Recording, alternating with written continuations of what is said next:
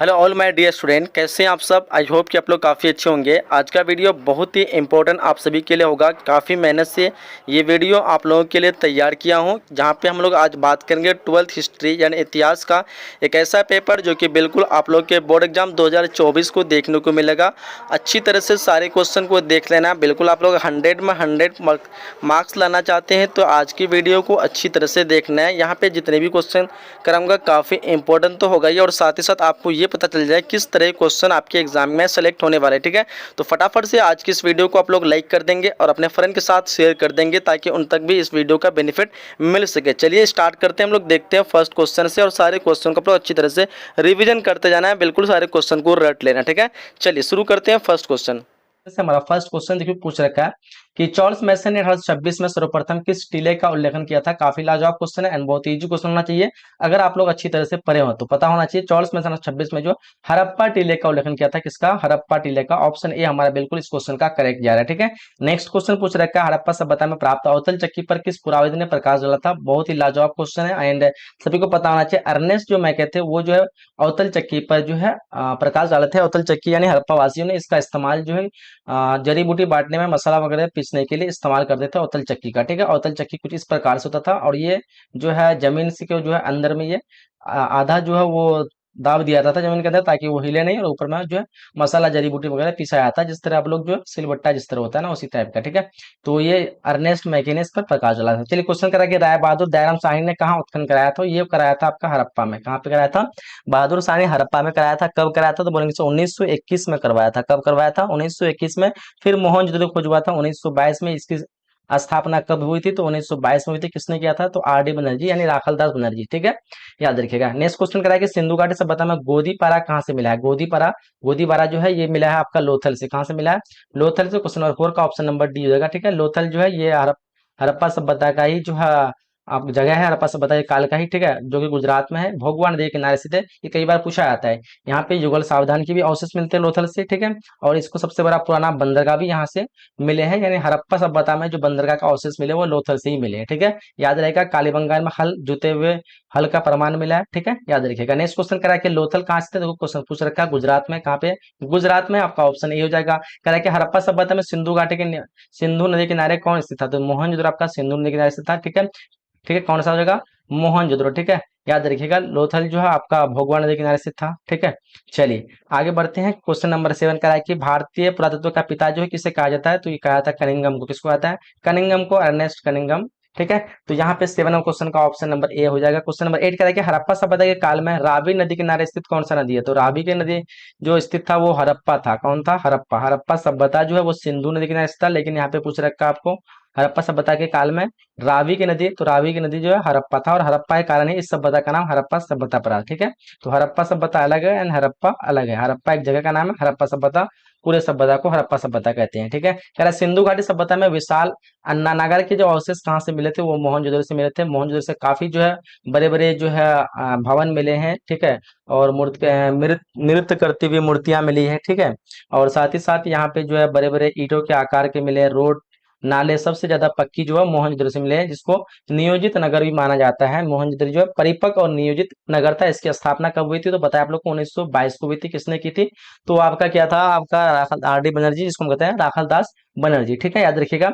और सबसे बड़ा गोदाम जो भी यही मोहनजोदड़ो से ही मिला था। ठीक है, अन्नानागार जिसको हम गोदाम कहते हैं, और स्नानागार जिसको हम बाथरूम कहते हैं। तो स्नानागार भी मोहनजोदड़ो से मिला था, और अन्नानागार भी आपका जो है मोहनजोदड़ो से मिला था। बड़ा गोदाम, बड़ा बाथरूम। ठीक है, और बड़े बड़े भवन जो है यहीं से मिले थे। कह रहा है कि कलकत्ता में एशियाटिक सोसाइटी ऑफ बंगाल की स्थापना जो हुई थी वो थी 1783। क्या हो जाएगा? 1784।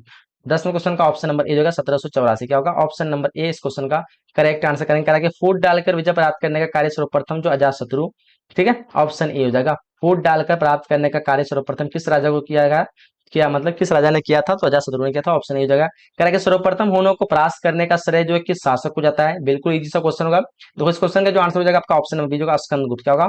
स्कंदगुप्त याद रखिएगा, बिल्कुल राइट आंसर हो जाएगा इस क्वेश्चन का। कह रहा है कि किस शिलालेख से अशोक द्वारा कलिंग विजय का पता चलता है? डेफिनेटली सबको पता होना चाहिए। जो हमारा अशोक है, अशोक के 13वें शिलालेख से जो है मिलता है। कौन से शिलालेख से?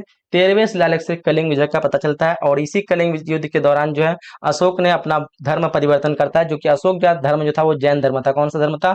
जैन धर्म था। और ये 13वें शिलालेख में इसका उल्लेख है कि जब कलिंग का युद्ध होता है और कलिंग के युद्ध के बाद अशोक को जो अफसोस होता है, क्योंकि भीषण वहां पे जो है लोगों का जो है घटना के कारण लोगों का मृत्यु होती है, लोगों से युद्ध के कारण लोग जो है जख्मी होते हैं, और पूरा मैदान जो है जो खूनों से एकदम भरा रहता है। इस वजह से अशोक को पछतावा होता है, और फिर जो है उस टाइम से अपने युद्ध के प्रति अपने आप को जो है एक छोड़ देता है, और बाद में आकर के बौद्ध धर्म में आकर के ग्रहण कर लेता है ना। और फिर ये एक अच्छा बन जाता है, मतलब युद्ध के प्रति और युद्ध वगैरह नहीं करता है। तो इसका उल्लेख जो मिलता है 13वें शिलालेख में। चलिए क्वेश्चन करें हम लोग को, कैटिल्य द्वारा लिखित ग्रंथ का नाम है, तो सबको पता होना चाहिए अर्थशास्त्र है। और ये अर्थशास्त्र जो हमें किसके मौर्य वंश की जानकारी मिलती है? ये क्वेश्चन अक्सर पूछा जाता है एग्जाम में कि अर्थशास्त्र से और इंडिका से हमें किस वंश की जानकारी मिलती है? तो मौर्य वंश से। इंडिका से भी मौर्य वंश की मिलती है और अर्थशास्त्र से मिलती है। अर्थशास्त्र के लेखक कैटिल, जिसको हम चाणक्य कहते हैं। इंडिका के लेखक कौन है? तो मेगास्थनीज। ठीक है, मेगास्थनीज कहाँ का था? तो यूनान का था, एक राजदूत था जो कि मौर्य काल में यानी चंद्रगुप्त मौर्य के दरबार में आया था उस राजदूत बनकर के। ठीक है, तो ये सारे क्वेश्चन आप लोग एग्जाम में पूछते हैं, तो ये अच्छे से आप लोग को समझ जाना है। कह रहा है निम्नलिखित में से मेगास्थनीज द्वारा लिखित पुस्तक बताया आप लोग को। इंडिका है ना, ऑप्शन बी हो जाएगा। कह रहा है कि अभिज्ञान शाकुंतलम के लेखक कौन है? तो कालिदास हो जाएगा आपका, ऑप्शन नंबर ए हो जाएगा। क्या होगा? Option number A, 16 number question का। चलिए क्वेश्चन 17 कह रहा है कि प्रयाग परिस्थिति का संबंध किस गुप्त शासक से है? तो यहाँ पे जाएगा समुद्रगुप्त से। क्या होगा? Samudragupta, option number B. 17 number question क्या होगा? ऑप्शन नंबर बी हो जाएगा। क्वेश्चन कह रहा है हम लोग को अर्थशास्त्र एवं इंडिका से किस राजवंश की जानकारी मिलती है? मैंने अभी आप लोगों को बताया किससे मिलती है? मौर्य वंश की। ऑप्शन नंबर ए करेक्ट हो जाएगा। क्या होगा? मौर्य वंश से। ठीक है, चलिए क्वेश्चन कर रहा है कि उपनिषदों की संख्या कितनी है? तो उपनिषदों की संख्या 108 है। कितनी है? 108 हो जाएगा। ऑप्शन नंबर ए हो जाएगा 19 का। ठीक है, कह रहा है हम लोग को फाहियान किसके शासन काल में भारत आया? तो फाहियान जो आया था वो आया था समुद्रगुप्त के शासन काल में। किसके? सॉरी, समुद्रगुप्त नहीं, Chandragupta Vikramaditya. Option number D, इसको चंद्रगुप्त द्वितीय भी कहते हैं। क्या कहते हैं? चंद्रगुप्त द्वितीय भी कहते हैं। इसी के काल में आया था फाहियान। ठीक है, चलो आगे बढ़ते। करा कि मेगास्थनीज कौन था? मेगास्थनीज बताया आप लोग को एक राजदूत था। कहाँ का था? यूनान का था। कहाँ का था जी? यूनान का था। आपका ऑप्शन नंबर सी करेक्ट हो जाएगा। ठीक है, कहाँ पे आया था? तो मौर्य काल में चंद्रगुप्त मौर्य के दरबार में आया था। ठीक है, कौन? मेगास्थनीज। चलिए करा कि पंचचिन्ह वाले सिक्के बनते थे तांबे और चांदी दोनों के थे। ऑप्शन यहाँ पे डी मारेंगे, बी और सी। ठीक है, करा हम लोगों के भीष्म और भीष्म को क्या कहा था? तो भीष्म को क्या कहा था? तो गंगापुत्र कहते हैं। क्या कह सकते हैं? गंगापुत्र, क्योंकि गंगा नदी में जो मिला था भीष्म। ठीक है, इसलिए इसको गंगापुत्र भी कहते हैं। अभिमन्यु किसका पुत्र था? तो अभिमन्यु की बात करें तो ये किसका पुत्र था? ये हो जाएगा आपका ऑप्शन नंबर यहाँ पे अर्जुन हो जाएगा, ऑप्शन नंबर बी। ठीक है, अभिमन्यु जो अर्जुन का पुत्र था। चलिए करा कि द्रौपदी को स्वयंवर में किसने जीता था? द्रौपदी को जो स्वयंवर में जीता था यहाँ पे अर्जुन ने। क्या हो जाएगा? ऑप्शन नंबर बी 25 का क्या होगा? ऑप्शन बी हो जाएगा। करा हम लोग को कौरव की संख्या कितनी है? तो कौरव की संख्या 100 है और पांडव की संख्या 5 है। कौरव और पांडव के बीच में महाभारत में युद्ध हुआ था, जिसका जो 18 दिन तक चला था। कितने दिन चला था? 18 दिन तक चला था। पांडवों की जीत हुई थी, 5 लोगों की जीत हुई थी, बाकी 100 लोग जो है कौरव थे उसकी हार भी थी। तो कौरव की संख्या कितनी हो जाएगी? 100 हो जाएगी। चलिए करा है कि महाभारत की रचना किस भाषा में की थी? तो महाभारत की रचना आपको बताया, आप लोग को नहीं पता है तो याद रखिए, संस्कृत भाषा में हुई थी। महाभारत संस्कृत भाषा में हुई थी। इसके लेखक कौन है? तो महर्षि वेद व्यास जो है महाभारत के लेखक है। याद रखिएगा, महाभारत की रचना संस्कृत भाषा में हुई थी। 18 दिनों तक महाभारत का युद्ध चला था कुरुक्षेत्र के मैदान में। बताया आप लोग को कौरव और पांडव के बीच में। कौरव की संख्या 100, पांडव की संख्या 5। याद रखिएगा। कह रहा है कि ऋग्वेदिक लोग किसकी पूजा करते थे? ऋग्वेदिक लोग जो शिव की। ठीक है, किसकी जगह? शिव की। ऑप्शन नंबर बी हो जाएगा। ठीक है, याद रखिएगा 28 नंबर क्वेश्चन का शिव नहीं होगा, प्रकृति हो जाएगा। ऋग्वेदिक पूछ रखा है। हड़प्पा वासी लोग शिव की करता था, प्रकृति जगह आपका option number D. Option number D याद रखिएगा, हड़प्पा वासी लोग शिव की करता था और ऋग्वेदिक लोग जो है प्रकृति करता था। चलिए करेगा हम लोग को नाथु मुनि का संबंध जो किससे है? नाथु मुनि का संबंध जो हमारा जगह वो हो जाएगा किससे हो जाएगा? शैव धर्म से, वैष्णव धर्म से। तो देखो इस क्वेश्चन का आंसर होना चाहिए बौद्ध धर्म से। ऑप्शन नंबर बी हो जाएगा। क्या होगा? नाथु ने संबंध बौद्ध धर्म से। कह रहा है कि सुत्त पिटक किस धर्म से संबंधित है? सुत्त पिटक की बात करें तो सुत्त पिटक जो है त्रिपिटक का भाग है। ठीक है, विनय पिटक, धम्म पिटक। तो ये जो है सुत्त पिटक, ये 3 भाग है बौद्ध धर्म के। किसके? बौद्ध धर्म के। बौद्ध धर्म के 3 भाग, जिसको हम कहते हैं त्रिपिटक। और त्रिपिटक में से एक है सुत्त पिटक, और दूसरा है आपका धम्म पिटक, अभिधम्म पिटक, और तीसरा है विनय पिटक। चलिए करा हम लोग को कि महात्मा बुद्ध का बचपन का नाम? तो बचपन का नाम सिद्धार्थ था। महात्मा बुद्ध पूछ रहेगा, वर्धमान हो जाएगा। ठीक है, ऑप्शन ए हो जाएगा। और अच्छा, महात्मा बुद्ध पूछ रहा है। Siddhartha correct answer option B जगह, ठीक है। वर्धमान तो आपका महावीर स्वामी का था, महावीर स्वामी का बचपन का नाम वर्धमान, ऑप्शन ए। पूछिए अगर महावीर स्वामी लेकिन महात्मा बुद्ध पूछ रखा है तो सिद्धार्थ ऑप्शन बी जगह, है ना। चलो नेक्स्ट करा हम लोग का, प्रथम बौद्ध संगीति किस शासक के काल में हुआ था। 32 नंबर क्वेश्चन देखिए, प्रथम बौद्ध संगीति की बात करें अजातशत्रु काल में हुआ था, कब हुआ था बताओ। डेट आप लोग कमेंट बॉक्स में बताना अगर पता है तो, ठीक है। अजातशत्रु के काल में हुआ था। कर हम लोग को कि महावीर ने पार्श्वनाथ में एक नया सिद्धांत जोड़ा था, वो कौन सा सिद्धांत था, सबको पता होना चाहिए। ब्रह्मचर्य था, वो कौन सिद्धांत था, वो ब्रह्मचर्य था, जो कि महावीर ने पार्श्वनाथ के सिद्धांत पे एक नया सिद्धांत जोड़ा था ब्रह्मचर्य के नाम से। आगे क्वेश्चन करा हम लोग को कि प्राचीन भारत में धम्म की शुरुआत किस शासक ने की थी। देखो धम्म क्या था कि बौद्ध धर्म जो है अशोक ने अपनाया था, और अशोक ने बौद्ध धर्म का प्रचार करना ही धम्म कहलाते हैं, यानी अशोक ने बौद्ध धर्म के प्रति जो भी प्रचार किया उसी को अशोक का धम्म कहलाते हैं। तो धम्म की शुरुआत किसने किया था, अशोक ने किया था, ऑप्शन बी हो जाएगा, ठीक है। कर हम लोग को कि बुद्ध चरित्र की रचना किसने की थी, तो बुद्ध चरित्र की रचना जो अश्वघोष, ऑप्शन नंबर बी जो है क्या होगा। 35 नंबर क्वेश्चन का ऑप्शन नंबर बी होगा। चलिए कर हम लोग को प्रथम जैत संगीति कहाँ हुई थी। प्रथम जैत संगीति की बात करें तो ये हमारा होता है पाटलिपुत्र में। कहाँ हुआ था, पाटलिपुत्र, याद रखिएगा पाटलिपुत्र में प्रथम जैन संगीति, प्रथम, ठीक है, याद रखिएगा। प से प्रथम और प से पाटलिपुत्र, ठीक है, जैन संगीत याद रखिएगा। चलिए नेक्स्ट क्वेश्चन करें हम लोग को कि पावपुरी का संबंध जो किस धर्म से है। पावपुरी का संबंध जो है किस धर्म से, तो पावपुरी का संबंध जो हमारा, हाँ पावापुरी जो है हमारा जैन धर्म से, जैन धर्म में कोई मतलब जैन धर्म में ही जो है पावापुरी का संबंध है। 37 नंबर क्वेश्चन का ऑप्शन बी जगह। कर हम लोग को कि कादम्बरी के लेखक कौन है, तो कादम्बरी के लेखक वान भट्ट हो जाएगा, ऑप्शन नंबर ए, ठीक है, वान भट्ट ऑप्शन नंबर ए हो जाएगा इस क्वेश्चन का आंसर। नेक्स्ट कर हम लोग को बास बनना किस आंदोलन, तो बास बनना जो है वीरशैव लिंगायत आंदोलन, ऑप्शन नंबर डी हो जाएगा। वीरशैव लिंगायत आंदोलन के शुरू किया था बास बनना, उसी के जनक थे, ठीक है, याद रखिएगा वीरशैव लिंगायत, 39 का ऑप्शन नंबर डी जगह। नेक्स्ट क्वेश्चन कर हम लोग को कि आईने अकबरी कितने भागों में व्यक्त है, तो आईने अकबरी हमारा जो है वो 5 भागों में, कितने भागों में, 5 भागों में। आईने अकबरी अकबरनामा का भाग है, किसका भाग है जी, अकबरनामा का भाग है। अकबरनामा हमारा कितने भागों में है, तो अकबरनामा हमारा जो है 3 भागों में, कितने भागों में, 3 भागों में। इसमें तीसरा का नाम है आईने अकबरी, क्या नाम है, आईने अकबर तीसरा का नाम है। और ये आईने अकबरी कितने भागों में है, तो ये आईने अकबरी 5 भागों में, ठीक है, याद रखिएगा। नेक्स्ट क्वेश्चन कर हम लोग को कि आईने अकबरी के अनुसार भूमि को कितने भागों में बांटा गया, तो भूमि को 4 भागों में बांटा गया, कितने भागों में, 4 भागों में बांटा गया आईने अकबरी के अनुसार। अकबर के काल में जो भूमि जो है 4 तरह की भूमि थे, ठीक है, कुछ भूमि था जिसमें पड़ती रखा था, कुछ भूमि जो है किस 2 बार 3 बार फसल था, कुछ भूमि में 1 बार होता। तो इस आधार पर जो 4 तरह की भूमि बांटा गया था किसके अनुसार, आईने अकबरी के अनुसार, ये चीज वर्णन की गई है। करा क्वेश्चन नंबर 45 की टोडरमल अकबर के दरबार में क्या था, तो टोडरमल की बात करें तो अकबर के दरबार में किस तरह से था, तो ये था वित्त मंत्री, जिसको हम टैक्स मंत्री कहते हैं, क्या कहते हैं, टैक्स फाइनेंस मंत्री, यानी पैसों का लेखा जोखा करने वाला जो मैनेजर होता है ना, जो पैसे वैसे का कहाँ कितना कर्ज है, किसको देना है किसको नहीं देना है, कौन टैक्स दिया कौन नहीं दिया, कौन हमें मतलब कितना नाफा दे रहा है, किस समय कितना नुकसान हो रहा है, ये सारे चीज का जो मैनेजर था वो था वित्त मंत्री, कौन था, टोडरमल था, ठीक है, याद रखिएगा। चलिए आगे देखते हैं हम लोग, क्वेश्चन नंबर 43 पूछ रखा है, आईने अकबरी में किसके शासन का वर्णन है। आईने अकबरी में जो है किसके शासन का वर्णन है, तो अकबर के, सबको पता होना चाहिए, ऑप्शन नंबर बी जगह, अकबर के शासन का, ठीक है। चलिए आगे बढ़ते करा है कि कुतुब मीनार कहाँ स्थित है, तो कुतुब मीनार हमारा जगह कहाँ पे जगह, तो कुतुब मीनार दिल्ली में जगह, ऑप्शन सी, ठीक है। 44 का क्या होगा, ऑप्शन नंबर सी जगह। कर हम लोग को हुमायूंनामा का अंग्रेजी अनुवाद किसने किया था, तो यहाँ पे किया था आपका एएस वेवरेज, ठीक है, कहेंगे हेनरी वेवरेज भी रहता है, ऑप्शन ए मार देंगे। कर हम नेक्स्ट क्वेश्चन की मुगल दरबार में अभिवादक का तरीका निम्न में से कौन सा था। देखो यहाँ पे 46 नंबर क्वेश्चन का जो करेक्ट आंसर की बात करेंगे तो ऑप्शन नंबर डी जो है ये सभी, क्या होगा, ये सभी, ऑप्शन नंबर डी, कॉनिस सिजदा पायबोस, ये सभी था, ठीक।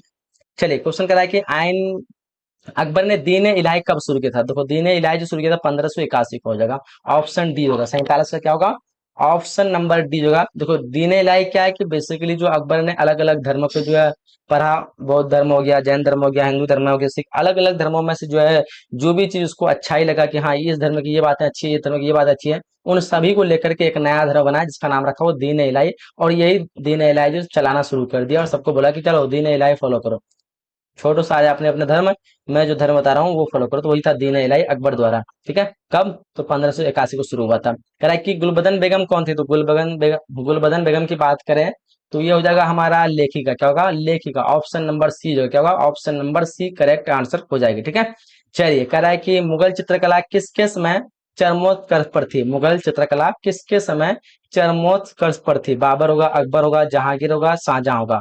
तो 49 नंबर क्वेश्चन का करेक्ट आंसर की बात करें तो क्या आ जाएगा 49 का, बिल्कुल सभी का आंसर होना चाहिए ऑप्शन नंबर सी, जहांगीर। ठीक है, जहांगीर काल के मुगल चित्रकला थी, और एक पता है स्थापत्य कला, तो स्थापत्य कला शाहजहां के काल में। ठीक है, तो स्थापत्य कला किसके समय पे चरमोत्कर्ष पर था, तो वो शाहजहां हो जाएगा। मुगल चित्रकला जहांगीर, याद रखिएगा। कह रहा हम लोग को तुजुक ए जहांगीरी किसने लिखा था, बताओ। 50 नंबर क्वेश्चन पूछ रखा है, तुजुक ए बाबरी तुजुक ए जहांगीरी जो लिखा है वो लिखा है आपका जहांगीर खुद ने लिखा है, ऑप्शन सी हो जाएगा। कह रहा है कि मुमताज महल किसकी पुत्री थी, 51 नंबर क्वेश्चन पूछ रहा है, मुमताज महल, तो ये हो जाएगा हमारा आसफ खां की, किसकी, आसफ खां, ऑप्शन ए हो जाएगा।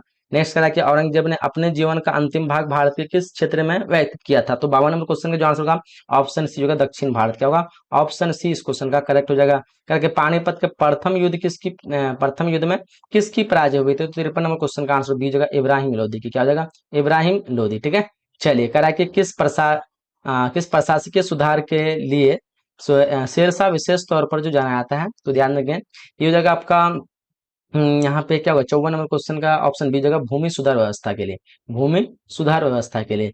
चलिए कह रहा हम लोग को ताजमहल किसकी याद में बनवाया था, तो सबको पता है मुमताज की याद में, ऑप्शन ए हो जाएगा, है ना। ऑप्शन नंबर ए इस क्वेश्चन का करेक्ट होगा। हुमायूं का मकबरा कहाँ है, हुमायूं का मकबरा, माँ का दिल क्या होता है, बड़ा होता है, तो दिल्ली हो जाएगा, ऑप्शन नंबर सी, है ना।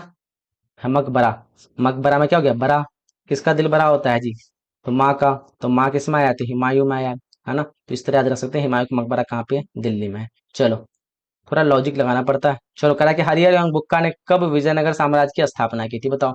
तो 1336 को की थी, कब की थी, 1336, ऑप्शन नंबर बी हो जाएगा। ठीक है, चलो, हरिहर और बुक्का ने 1336 को विजयनगर की स्थापना किया, और विजयनगर का महानतम शासक कभी कभी पूछा जाता है, तो कृष्णदेवराय जो है महानतम शासक था। हरिहर और बुक्का जो है वो संगम वंश के थे, किसके वंश के थे, कौन से वंश के, संगम वंश के, और हरिहर और बुक्का संगम वंश के, और देवराय कृष्ण तुलु वंश के। चलो, कर हम लोग को हम्पी किस राज्य से संबंधित है, हम्पी की बात करें तो विजयनगर साम्राज्य से, ऑप्शन सी हो जाएगा। चलिए कर हम लोग को आयंगर व्यवस्था संबंधित है, ये कहाँ जगह, विजयनगर साम्राज्य से, ऑप्शन नंबर सी हो जाएगा। कर हम लोग को विजयनगर साम्राज्य द्वारा सेवा के दिए जाने वाला भूमि जो क्या कहलाता था, तो सेवा में दी जाने वाला भूमि जो कहलाता था वो कहलाता था अमरन। क्या कहलाता था, अमरम, ऑप्शन डी हो जाएगा इस क्वेश्चन का। कह रहा कि विजयनगर में मंदिर के प्रवेश द्वार को क्या कहते थे, मंदिर के जो प्रवेश द्वार थे वो बड़े बड़े बनाए जाते थे, और इसकी पहचान जो है मंदिर के प्रवेश द्वार से ही होती थी, जिसको हम गोपुरम के नाम से जानते हैं। इसको, मंदिर के प्रवेश द्वार को गोपुरम। ठीक है, इसकी सबसे कला यही थी कि मंदिर के प्रवेश द्वार जो बहुत बड़े बड़े होते थे, जिसको हम गोपुरम के नाम से जानते थे। तो क्या हो जाएगा आंसर, डी हो जाएगा। कह रहा कि महाराष्ट्र के संत कौन थे, ये सभी हो जाएगा, रामानंद, तुकाराम, ज्ञानेश्वर, ये सभी जो है महाराष्ट्र के संत थे। ठीक है, दादू का संबंध था किससे था, दादू का संबंध जो है कहाँ से था, बताओ। 63 नंबर क्वेश्चन का आंसर हो जाएगा आपका दादू का संबंध राजस्थान, ऑप्शन नंबर ए मार देंगे। कर हम लोग को शंकराचार्य का मत जो है वो क्या है, द्वैतवाद है, अद्वैतवाद है, भेदभाववाद है, या फिर दैत्य अद्वितीयवाद है, बताओ। यहाँ पे शंकराचार्य की बात की जा रही है, तो आंसर क्या हो जाएगा, ऑप्शन नंबर यहाँ पे बी जो है अद्वैतवाद है, ऑप्शन नंबर बी। खैर हम लोग को काशी में किस प्रसिद्ध संत का जन्म हुआ था, तो काशी जो है, काशी में झांसी की रानी के भी हुआ था, लेकिन यहाँ पे जो संत की बात पूछी जा रही है, तो 65 का जो हमारा आंसर होगा वो हो जाएगा कबीर। क्या होगा, ऑप्शन नंबर बी, कबीर का जन्म हुआ था काशी में। ठीक है, कह रहा है कि नानक का जन्म, गुरु नानक का जन्म तलवंडी में हुआ था, कहाँ पे हुआ था, तलवंडी में, ऑप्शन नंबर सी जगह। कह रहा हम लोग को अजमेर स्थित मोइनुद्दीन चिश्ती की दरगाह सर्वप्रथम किस सुल्तान कौन सा सुल्तान गया था, तो अजमेर में स्थित कौन सी दरगाह है, तो मोइनुद्दीन चिश्ती की पूछता है अक्सर एग्जाम में कि मोइनुद्दीन चिश्ती की दरगाह कहाँ पे है, तो अजमेर में है।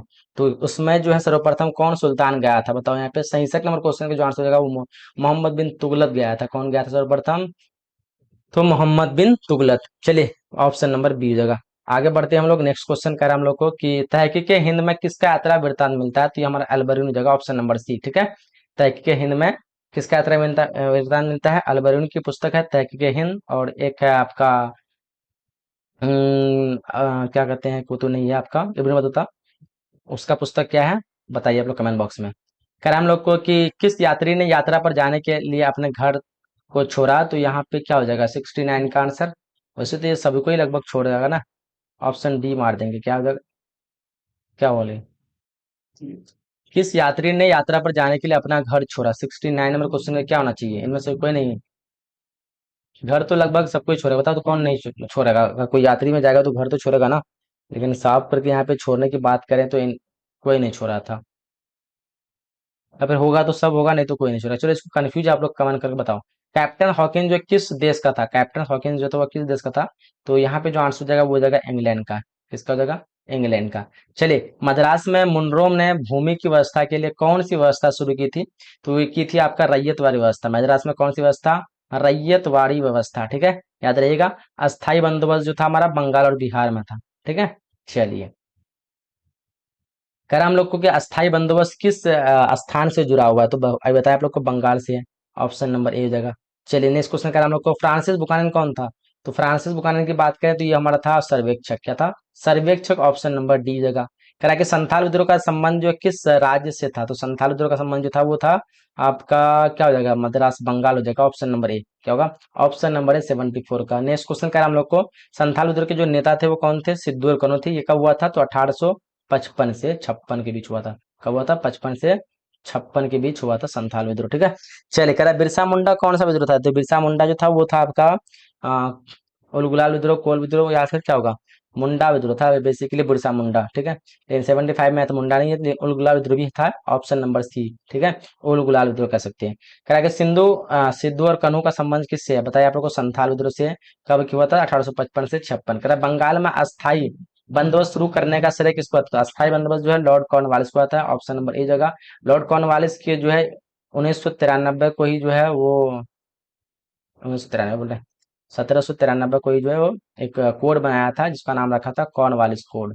क्या रखा था, 1793 बनाया था, 1793 में कॉर्नवालिस कोड बनाया था अपने नाम पे, कॉर्नवालिस जो है शुरू किया था, ये कॉर्नवालिस एक अंग्रेज जी थे, ठीक है, और जो 1793 कॉर्नवालिस कोड बनाया था उसी कोड के आधार पर उन्होंने जो है अस्थाई बंदोबस्त शुरू किया था, कहाँ पे किया था, बंगाल में किया था, किसके द्वारा, लॉर्ड कॉर्नवालिस के द्वारा, 1793 को। चलिए नेक्स्ट क्वेश्चन करा कि बेगम हजरत महल ने 1857 के विद्रोह का नेतृत्व जो कहाँ से किया था, तो ये किया था अवध से, कहाँ से किया था, अवध से, ऑप्शन नंबर ए जगह। 78 का क्या होगा, ऑप्शन नंबर ए करेक्ट हो जाएगा। चलिए आगे बढ़ते, करा कि किसने 1857 के विद्रोह को प्रथम स्वतंत्रता संग्राम कहा था, तो बताइए 79 नंबर क्वेश्चन का जो आंसर हो जाएगा वो जगह आपका ऑप्शन नंबर डी जगह, वी डी सावरकर, क्या होगा, option number D, V D Savarkar, ठीक है। इस क्वेश्चन अक्सर कंफ्यूज स्टूडेंट, किसने 1857 के विद्रोह को प्रथम स्वतंत्र संग्राम पूछा है, कहीं को पूछता है कि 1857 को सबसे पहला क्रांति किसने कहा था, ऐसे कुछ था, तो उसका कॉल मार्क्स होगा, ठीक है। चलो कह रहा हम लोग को कि बहादुर शाह जफर को जो है कहाँ से गिरफ्तार किया गया था, तो ये हुमायूं के मकबरे से, ऑप्शन नंबर बी जगह, ठीक है, ऑप्शन बी जगह। कह रहा हम लोग को कि व्यापकता का सिद्धांत किससे है, तो डलहौजी से है, किससे है, Dalhousie, Lord Dalhousie, option number A जगह, काशी क्या होगा, option number A correct answer हो जाएगी, ठीक है। चलिए आगे बढ़ते हैं, नेक्स्ट क्वेश्चन कह हम लोग को सात द्वीपों का नगर किससे कहा था, सात द्वीपों का नगर बम्बई को कहते हैं, किसको कहते हैं, बम्बई को, आपका ऑप्शन नंबर ए करेक्ट होगा। कह कि विक्टोरिया मेमोरियल जो है किस शहर में स्थित है, विक्टोरिया मेमोरियल जो है ये आपका हो जाएगा बम्बई होगा, क्या होगा, बम्बई होगा, नहीं होगा, बम्बई नहीं होगा, आपका कोलकाता में होगा, कलकत्ता, ऑप्शन नंबर बी, ठीक है, ऑप्शन नंबर बी याद रखिएगा। नेक्स्ट क्वेश्चन करा हम लोग को कि इंडिया गेट का निर्माण, इंडिया गेट कुछ रखा 1931 होगा, आप लोग अक्सर कंफ्यूज 1911 मारते हो, गेटवे ऑफ इंडिया 1911 को हुआ था, इंडिया गेट 1931 कहाँ पे है ये, तो ये दिल्ली में है, कहाँ पे है, दिल्ली में है, ठीक है, याद रखिए इंडिया गेट कहाँ पे है, दिल्ली में है। चलिए और गेटवे ऑफ इंडिया मुंबई में। वास्को डी गामा भारत कब आया था, तो आया था 1498, सबसे पहले कहाँ पे पहुंचा था, तो ये कलकत्ता, दिल्ली, मद्रास, इनमें से कोई नहीं, इनमें से कोई नहीं, ऑप्शन नंबर डी होगा। 85 का क्या होगा, ऑप्शन नंबर डी होगा।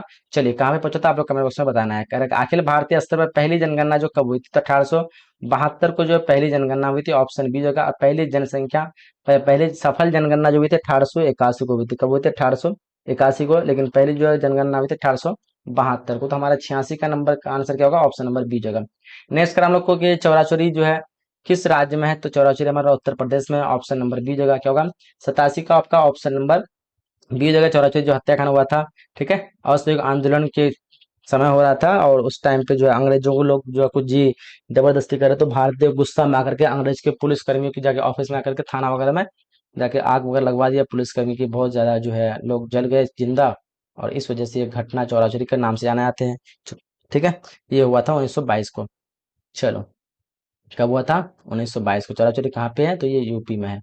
कह रहा है कि 1917 में गांधी जी के किसके अनुरोध पर चंपारण गए थे, ये राजकुमार शुक्ल के, राजकुमार शुक्ल बिहार में चंपारण जगह है, ठीक है, जहाँ पे कब गए थे, 1917 को गए थे, किसके लिए, तो बिहार में जो जबरन जो है नील की खेती करवाया जाता था अंग्रेजी द्वारा, और नील की खेती ऐसा होता था कि जिसमें 3 कट्ठा अंग्रेज को देना पड़ता था, 1 कट्ठा जो किसान को दिया जाता था, और वो नील की खेती होने के बाद वो खेत की जो उपजाऊ जो खत्म हो जाती, खेत बर्बाद होता था, इस तरह किसान चाहता नहीं था कि खेती भी करे खेत भी बर्बाद हो रहा है, ऊपर से जो है 3 कट्ठा अंग्रेज ले रहा है, 1 ही कट्ठा दे रहा है, तो इस वजह अन्याय हो रहा था। तो फिर राजकुमार शुक्ल ने बुलाया था महात्मा गांधी जी, 1917 में गांधी जी ने राजकुमार शुक्ल के अनुरोध में गया था, ठीक है। क्या जालियांवाला बाग जो है भारत के किस राज्य में स्थित है, तो जालियांवाला बाग भारत के जो है बंगाल, पंजाब में होगा, ऑप्शन नंबर ए क्या होगा, 89 का ऑप्शन नंबर ए हो जाएगा। चलिए आगे बढ़ते हैं। नेक्स्ट क्वेश्चन, क्वेश्चन नंबर 90 का हम लोग को, काला कानून किसे जानते थे? रौलक एक्ट को जानते हैं, जो कि 1919 का अधिनियम था, जो कि अंग्रेजों द्वारा होता है। किसके द्वारा था? अंग्रेजों द्वारा था। 1919 में एक कानून लाया गया था जिसको काला कानून कहते हैं। एक 1919 का अधिनियम भारत के द्वारा था, ठीक है। इसको क्या कहते हैं, अलग नाम है, ठीक है। क्या ऐसे है नाम, अभी कन्फर्म मुझे याद नहीं आ रहा है, ठीक है। तो याद रखिएगा, 1919 का अंग्रेजों द्वारा जो कानून लाया गया था उसको रौलक एक्ट कहते हैं, और 1919 का अधिनियम अलग है, ठीक है। चलो आगे बढ़ते हैं। क्वेश्चन का नाम है, भारत छोड़ो आंदोलन कब हुआ था? अच्छा, ये स्वराज दल की स्थापना किस वर्ष हुई थी? 91 नंबर क्वेश्चन का जो आंसर होगा वो हो जाएगा 1923 को। ऑप्शन नंबर ए हो जाएगा स्वराज दल की स्थापना। भारत छोड़ो आंदोलन 1942 को। ऑप्शन नंबर सी इस क्वेश्चन का करेक्ट होगा। करा कि सिंगापुर में सुभाष चंद्र बोस ने किस संगठन किया था? तो forward block. Option number B हो जाएगा, क्या होगा 93 का। ऑप्शन नंबर बी नहीं होगा, आजाद हिंद फौज होगा। Option number A, option number A इस क्वेश्चन का करेक्ट होगा, ठीक है।